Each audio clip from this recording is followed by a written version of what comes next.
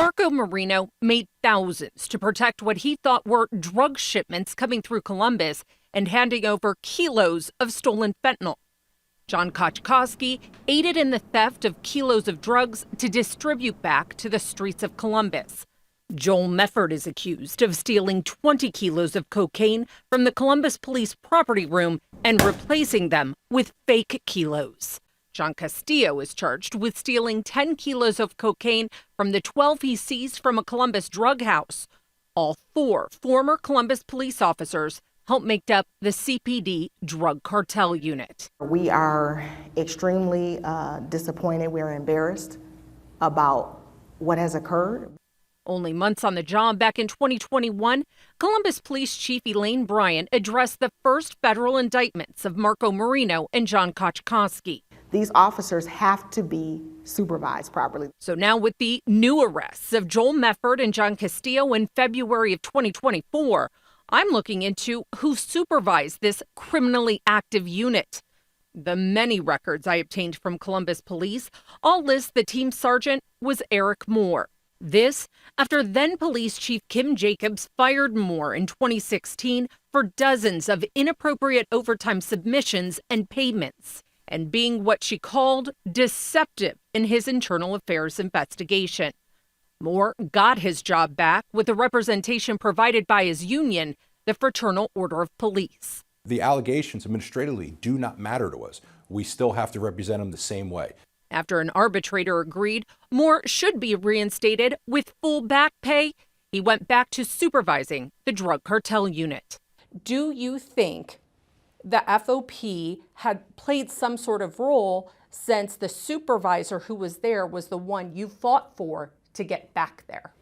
So no, and I think any assertion of that was completely inappropriate and out of line. And it wasn't just the sergeant's officers, it was the lieutenant's officers, the commandant's officers. Eric Moore spoke about his lieutenant with an investigator with Columbus Public Safety back in May of 2021. She has went out of the way to make them feel welcome. She goes over and talks to them, asks them about their families, where you're from. I guarantee she knows more about each one of those guys than I do. Moore said his lieutenant also ordered him to supervise them in the field, saying this lack of supervision worked against CPD's standard operating procedure. Like, I had to start coming in on GPS installations overnight because technically under the SOP, a sergeant has to be there in the execution of a warrant. Do you think I wanted to get up at 2:30 in the morning and come and put trackers on? I didn't, but I did it because that's what I was told to do. Would you call that questionable supervision? Sure, and that's why a sergeant has a lieutenant. That's why a lieutenant has a commander. While federal agents claim Moore's detectives trafficked the drugs in their own drug cases from February of 2020 to September of 2021, he defended their work to the city just months before the first federal indictments came down. In the period of time that you supervised this unit, with Koczkowski and Marino and were any of them taking advantage of the call out times, to your knowledge, using it more frequently than any other officer or anything like that? No, I don't think so. I think we were, we put on more trackers than anybody else probably. Okay.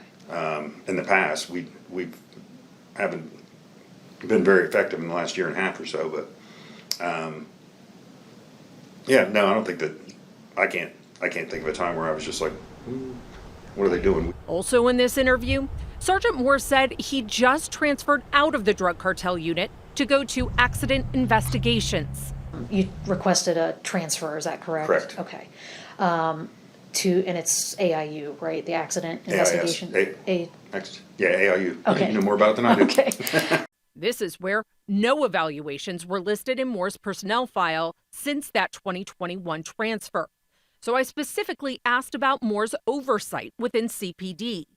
Weeks later, I received this: several reviews that were not originally listed in Moore's personnel file.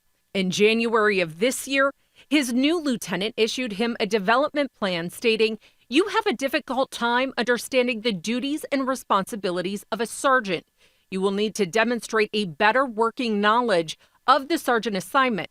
He was ordered to supervisor school, which took place on the same day federal agents arrested Mefford and Castillo.